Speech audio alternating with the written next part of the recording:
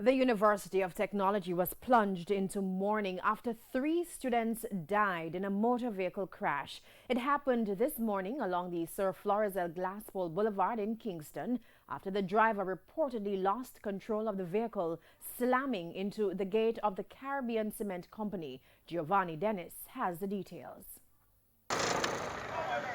John Star.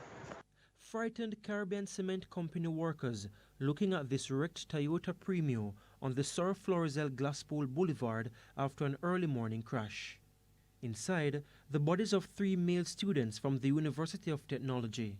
Dead are Romario Nedrick, Lemar Cole, and Devon Cunningham.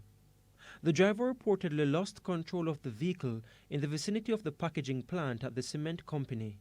The car then slammed into the gate before overturning, killing all 3. It's reported that the security guard at the cement company was also injured in the incident. Confirmation of the deaths came Thursday morning by email from Utech President Professor Stephen Vassiani, sending the university community into mourning. As you can imagine, the students are very upset because there's actually a function going on now that one of the persons are a member of. They are part of the function, so it's a really sad atmosphere here on campus. So I'm just using this opportunity as well to urge students to just give thanks to life because it's very short. So any day you get, you have to be grateful for it.